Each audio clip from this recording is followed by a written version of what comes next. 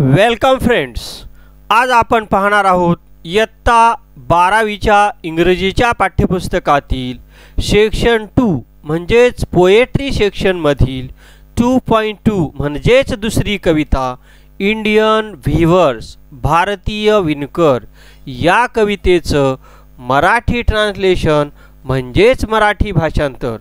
ही कविता आपल्या पाठ्यपुस्तकामध्ये पेज क्रमांक 99 ते 102 वर दिलेली आहे। चला तर मग आपण व्हिडिओला सुरुवात करूया। सुरुवातीला इंडियन व्हीवर्स या कवितेच्या कवयित्री सरोजिनी नायडू यांचा परिचय पेज क्रमांक 100 वरती दिलेला आहे, तो आपण सुरुवातीला करून घेऊया। इंडियन व्हीवर्स या कवितेच्या कवयित्री आहेत सरोजिनी नायडू। सरोजिनी नायडू यांचा जन्म 1879 साली झाला आणि मृत्यू 1949। Sarojini Naidu 1879 to 1949 was a political activist, feminist and first Indian woman who became the president of Indian National Congress। Sarojini Naidu या राजकीय कार्यकर्त्या होत्या, स्त्रीवादी महिला होत्या, तसेच इंडियन नॅशनल काँग्रेस म्हणजेच भारतीय राष्ट्रीय काँग्रेसच्या त्या पहिल्या महिला अध्यक्षा सुद्धा झालेल्या आहेत। She was an important figure in India's struggle for independence। त्याच पद्धतीने सरोजिनी नायडू या भारतीय स्वातंत्र्य लढ्याच्या अतिशय महत्त्वाच्या व्यक्ती होत्या। Sarojini Naidu's work as a poet earned her the sobriquet of nightingale of India. Sobriquet म्हणजे टोपणनाव। सरोजिनी नायडूंच्या कामामुळं, कवयित्री म्हणून त्यांनी जे काम केलं त्या कामामुळं त्यांना नाइटिंगेल ऑफ इंडिया म्हणजे भारताची बुलबुल या टोपण नावाने त्यांना ओळखलं जातं। Later she became the governor of the united provinces in 1947, becoming the first woman to hold the office of the governor in independent India। स्वतंत्र भारताच्या पहिल्या गव्हर्नर म्हणूनही त्यांना त्याच्यानंतर मान मिळालेला आहे। Indian Weavers is a short poem where the poet talks about 3 types of garment that the weavers weave at 3 particular times of a day। Each stanza of the poem represents the 3 important events of human life: birth, adulthood and death। The colors mentioned in the stanzas are very significant as they indicate the moods related to the events। याचा अर्थ आहे Indian viewers म्हणजेच भारतीय विणकर ही एक छोटीशी कविता असून या कवितेमध्ये कवयित्री 3 प्रकारच्या वस्त्रांचा उल्लेख करतात आणि ह्या वस्त्रांचा उल्लेख म्हणजेच आपल्या दिवसाच्या 3 प्रहरांचा उल्लेख या कवितेच्या माध्यमातून त्यांनी केलेला आहे। दिवसाच्या 3 वेगवेगळ्या वेळी विणकर आपले वस्त्र का विणत आहेत याचं स्पष्टीकरण त्यांनी कवितेच्या माध्यमातून देण्याचा प्रयत्न केलेला आहे। हा कवितेचा प्रत्येक स्टांझा हा मानवी जीवनातील 3 अवस्था ज्या आहेत त्या अवस्थांचं प्रतिनिधित्व करतात। बालपण, तारुण्य आणि वृद्धावस्था अशा या 3 अवस्थांचं वर्णन ही कविता करते। त्याच पद्धतीने या कवितेमध्ये प्रत्येक स्टांझांमध्ये जो रंगांचा उल्लेख आलेला आहे तो रंग सुद्धा मानवी जीवनातील वेगवेगळ्या अवस्थांचं प्रतिनिधित्व करतात। त्यातून विशिष्ट त्या अवस्थेची भावना व्यक्त होते। आता बघा, आता आपण कवितेच्या प्रत्यक्ष मराठी ट्रान्सलेशनला, मराठी भाषांतराला सुरुवात करूया। ही कविता आपल्या पाठ्यपुस्तकात पेज क्रमांक 100 वरती दिलेली आहे। बघा, या कवितेत एकूण 3 स्टांजे आहेत। किती स्टांजे आहेत? स्टांजा म्हणजे कडवं। या कवितेमध्ये 3 कडवे आहेत आणि प्रत्येक कडव्यामध्ये 4-4 ओळी आहेत। पहिल्या कडव्यामध्ये कवयित्री मानवी जीवनातील बालपणाची जी अवस्था आहे त्या अवस्थेचा उल्लेख करतात। तसेच दुसऱ्या कडव्याच्या माध्यमातून कवयित्री मानवी जीवनातील तारुण्याची जी अवस्था आहे त्या तारुण्याच्या अवस्थेचा उल्लेख करतात आणि तिसऱ्या कडव्याच्या माध्यमातून कवयित्री मानवी जीवनातील जी शेवटची अवस्था आहे वृद्धावस्था, त्या वृद्धावस्थेचा उल्लेख या कडव्याच्या माध्यमातून करत आहेत। आता याच्यानंतर आपण लाईन टू लाईन कवितेचा मराठी भावानुवाद पाहण्याचा प्रयत्न करणार आहोत। पहिली आपल्या आजच्या कवितेचं नाव आहे इंडियन वीव्हर्स, म्हणजे भारतीय विणकर, आणि या कवितेच्या कवयित्री आहेत सरोजिनी नायडू।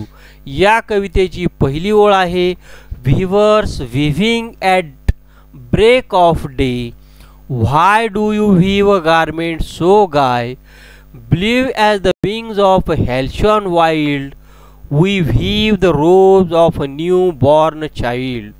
अशा पद्धतीने ही कविता, या कवितेचं हे पहिलं कडवं आहे आणि या पहिल्या कडव्यामध्ये कवयित्री वीवर्स म्हणजे विणकरांना विचारतात, weavers weaving at break of day. Break of day म्हणजे भल्या पहाटे हे विणकरांनो तुम्ही हे कापडे का विणत आहात। Why do you weave a garment so gay. Why म्हणजे का, हे जे गारमेंट आहे, हे जे वस्त्र आहे, हे जे कापड आहे, हे तुम्ही भल्या पहाटे सो गाय म्हणजे एवढ्या आनंदात कशासाठी विणत आहात। ही भावना कवयित्री सुरुवातीला व्यक्त करतात, त्या विणकरांना प्रश्न विचारतात आणि त्या वस्त्राची तुलना त्यांनी हॅल्शॉन जो पक्षी आहे, हॅल्शॉन म्हणजे खंड्या पक्षी, त्याला किंगफिशर असंही म्हणतात, ज्याचे पंख अतिशय चमकदार आणि रंगीबेरंगी असतात त्याला हॅल्शॉन असं पक्षी म्हणतात। आणि या हॅल्शॉन पक्षाच्या पंखासारखी निळी अशा प्रकारची वस्त्र हे विणकर एवढ्या भल्या पहाटे का विणत आहेत असं कवयित्री त्यांना पहिल्याच कडव्यामध्ये विचारतात। आणि मग हे विणकर त्यांना प्रतिक्रिया देताना असं म्हणतात, we weave the robes of a new born child. Robe म्हणजे कपडे, रोब म्हणजे वस्त्र, आम्ही हे वस्त्र अ न्यू बॉर्न चाइल्ड म्हणजे नुकत्याच जन्मलेल्या बाळासाठी, नुकत्याच जन्मलेल्या चाइल्डसाठी आम्ही ही वस्त्र विणत आहोत। अशा पद्धतीनं कवयित्री मानवी जीवनाच्या सुरुवातीचं म्हणजेच बाल्यावस्थेचं, बालपणाचं वर्णन या कवितेच्या माध्यमातून करत आहेत। आणि मग बालपणाची अवस्था म्हणजे आनंदाचा क्षण असतो। प्रत्येकाच्या आयुष्यात जेव्हा एखादं नवीन मूल येत असतं तेव्हा त्याच्या जीवनामध्ये अतिशय आनंद, गाय म्हणजे आनंद निर्माण होत असतो। म्हणून विणकर हे पहाटेच्या वेळी अतिशय आनंदानं लहान मुलासाठी कपडे विणत आहेत असं कवयित्री पहिल्या कडव्याच्या माध्यमातून व्यक्त करतात। या ठिकाणी कवितेच्या रायमिंग स्कीमचा जर विचार केला तर या कवितेच्या पहिल्या कडव्यामध्ये ये आणि बी अशा पद्धतीची रायमिंग स्कीम आहे।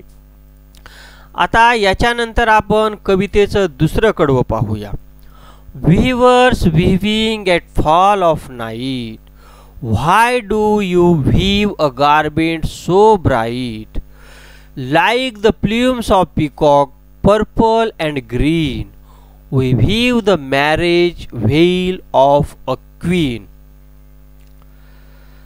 या कडव्यामध्ये कवयित्री व्हिवर्स म्हणजे विणकरांना विचारतात, weaving at fall of night, तुम्ही संध्याकाळच्या वेळी रात्रीच्या वेळी विणत आहात हे वस्त्र. Why do you weave garment so bright. Garment म्हणजे वस्त्र, सो ब्राईट म्हणजे चमकदार, व्हाय म्हणजे का. तुम्ही हे वस्त्र ॲट फॉल ऑफ नाईट म्हणजे रात्रीच्या वेळी तुम्ही हे वस्त्र का विणत आहात, कशासाठी विणत आहात. असं चमकदार वस्त्र, मोरपिसी रंगाचं वस्त्र तुम्ही का विणत आहात. आणि या वस्त्राची तुलना कवयित्री पिकॉक म्हणजे मोर आणि प्ल्यूम्स म्हणजे मोराची चमकदार आणि रंगीबेरंगी अशी पिसं, या कपड्याची तुलना, या वस्त्राची तुलना कवयित्री मोरपंखाबरोबर जांभळ्या रंगाचे आणि ग्रीन रंगाचे हे वस्त्र आहे असं त्या विणकरांना विचारतात. Like the plumes of peacock, मोरपंखासारखे मोरपिसी जांभळ्या आणि हिरव्या रंगाचे वस्त्र तुम्ही एवढं जे चमकदार वस्त्र आहे सो ब्राईट, व्हाय म्हणजे का विणत आहात असं कवयित्री त्यांना विचारत आहे. या ठिकाणी कवयित्रीला प्रतिक्रिया देतात विणकर आणि विणकर म्हणतात, we weave the marriage veils of a queen. आम्ही हे संध्याकाळच्या वेळी गारमेंट म्हणजे वस्त्र आणि सो ब्राईट म्हणजे अतिशय चमकदार मोरपिसी रंगाचं, व्हेल म्हणजे बुरखा. हा जो बुरखा अतिशय आकर्षक अशा स्वरूपाचा मोरपिसासारखा जांभळ्या आणि हिरव्या रंगाच्या पडद्याचा वस्त्राचा बुरखा आम्ही विणत आहोत. तो क्वीन, क्वीन म्हणजे राजकुमारी आणि मॅरेज म्हणजे लग्न. हा बुरखा आम्ही राजकुमारीच्या लग्नासाठी तयार करत आहोत. म्हणजे राजकुमारी हा बुरखा हे वस्त्र तिच्या लग्नाच्या वेळी घालणार आहे आणि ते वस्त्र आम्ही अतिशय आनंदानं, अतिशय चमकदार हे राजकुमारीच्या लग्नासाठी विणत आहोत.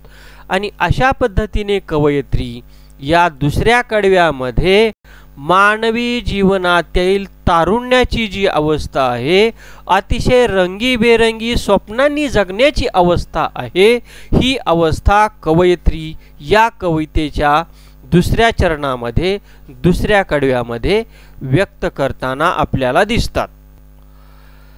आता याच्यानंतर आपण पाहूया कवितेचं तिसरं कडवं. Weavers weaving solemn and steel, what do you weave in the moonlight chill? White as feather and white as cloud, we weave a dead man's funeral shroud. Sarojini Naidu. मग कवयित्री चौथ्या कडव्यामध्ये सुरुवातीलाच विणकरांना विचारतात, Weavers weaving solemn and steel, moonlight chill म्हणजे थंडगार चांदण्या रात्री. Viewers हे विणकरांनो, व्हीविंग सॉलोम अँड स्टील, तुम्ही गंभीर आणि शांत आहात आता. व्हॉट म्हणजे काय, do you wave in the moonlight chill, या थंडगार चांदण्या प्रकाशात तुम्ही काय विणत आहात, काय विणतात तुम्ही आता या थंडगार चांदण्या रात्रीच्या प्रकाशात. आणि कवयित्री त्यावेळी जे हे शुभ्र असं चकाकणारं पांढरं वस्त्र विणत आहेत, त्या वस्त्राची तुलना, त्या कापडाची तुलना फिदर म्हणजे पंख आणि क्लाउड म्हणजे ढग.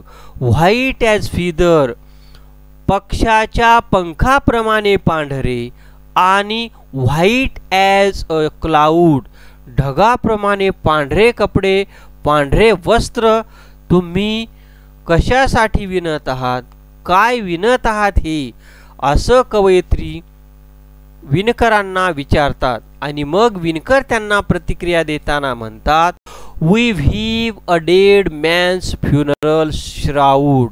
आणि आता शेवटच्या कडव्यामध्ये विणकर अतिशय गंभीर आहेत आणि जड अंतकरणाने ते उत्तर देतात आणि सांगतात की आम्ही हे जे वस्त्र विणत आहोत हे वस्त्र डेड मॅन्स फ्युनरल श्राऊड. फ्युनरल म्हणजे अंतिम संस्कार आणि श्राऊड म्हणजे कफन किंवा प्रेताला गुंडाळण्यासाठी जे पांढरं वस्त्र वापरतात त्याला श्राऊड असं म्हणतात. आम्ही हे जे थंडगार चंद्राच्या शीतल प्रकाशामध्ये जे वस्त्र विणत आहोत ते वस्त्र कुणासाठी विणत आहोत? Dead man's funeral shroud. जो माणूस मृत्युमुखी पडलेला आहे अशा मृत्युमुखी पडलेल्या व्यक्तीसाठी आम्ही हे कफन हे वस्त्र विणत आहोत, कफन विणत आहोत असं शेवटच्या कडव्यामध्ये शेवटच्या ओळीमध्ये कवयत्रीला विणकर प्रतिक्रिया देतात. आणि अशा पद्धतीने कवयत्री सरोजिनी नायडू यांनी शेवटच्या कडव्यामध्ये मानवी जीवनाचं जे अंतिम सत्य आहे, जी अंतिम अवस्था आहे वृद्धावस्था, ही वृद्धावस्था या वस्त्राच्या रूपानं या कवितेच्या शेवटच्या कडव्यामध्ये चितारण्याचा प्रयत्न केलेला आहे. अशा पद्धतीने कवयित्री सरोजिनी नायडू यांनी आपल्या कवितेच्या माध्यमातून पहिल्या कडव्यामध्ये मानवी जीवनातील पहिल्या अवस्थेचं बालपणाचं वर्णन केलेलं आहे. दुसऱ्या कडव्यामध्ये मानवी जीवनाची दुसरी अवस्था अतिशय आनंदाची अवस्था तारुण्यावस्थेचं वर्णन केलेलं आहे. आणि शेवटच्या कडव्यामध्ये मानवी जीवनाची जी शेवटची अवस्था आहे वृद्धावस्था, या वृद्धावस्थेचं वर्णन कवयित्री सरोजिनी नायडू यांनी आपल्या कवितेच्या माध्यमातून केलेलं आहे. आता ह्या कवितेची खास वैशिष्ट्ये पाहत असताना आपल्याला सांगता येईल, ही कविता छोटी असून या कवितेत 3 स्टांजे आहेत, 3 कडवे आहेत आणि प्रत्येक कडव्यामध्ये 4 ओळी आहेत. प्रत्येक कवितेच्या कडव्याची सुरुवात ही व्हीवर्स म्हणजे विणकरांनो अशा शब्दांनी झालेली आहे आणि प्रत्येक कडव्याच्या शेवटच्या ओळीमध्ये विणकर कवयित्रीने विचारलेल्या प्रश्नाचं उत्तर देताना आपल्याला दिसून येतात.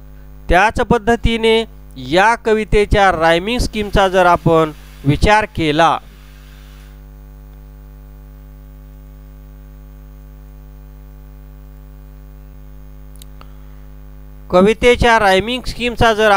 केला तर day gay wild child A A B B, night bright green queen A A B B, still chill shroud cloud shroud A A B B, अशा पद्धतीची रायमिंग स्कीम या कवितेची आहे.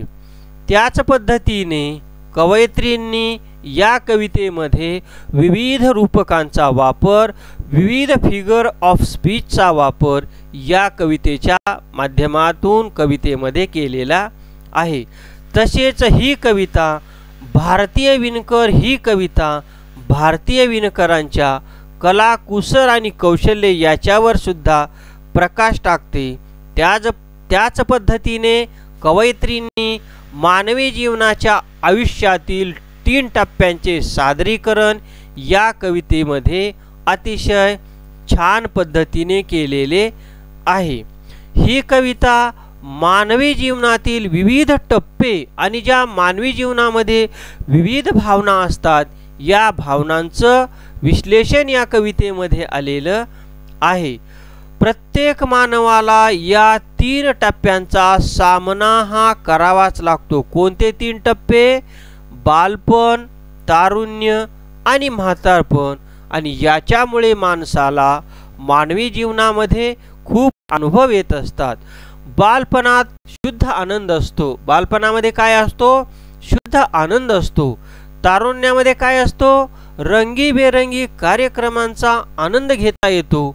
आणि मानवी जीवनाची जी शेवटची अवस्था आहे वृद्धावस्था, म्हणजेच मानवी जीवनाच्या दिवसाच्या शेवटी या ठिकाणी मृत्यूच्या वेळी आपल्याकडे काहीही नसते आणि शेवटी हसण्याकरता किंवा आनंद व्यक्त करण्याकरता आपल्याजवळ काहीही नसतं, असं कवयित्री सरोजिनी नायडू या शेवटच्या कडव्याच्या माध्यमातून व्यक्त करू इच्छितात.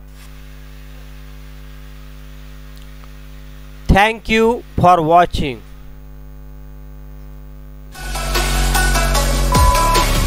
पाहत रहा जाधव ऑनलाईन एज्युकेशन. धन्यवाद.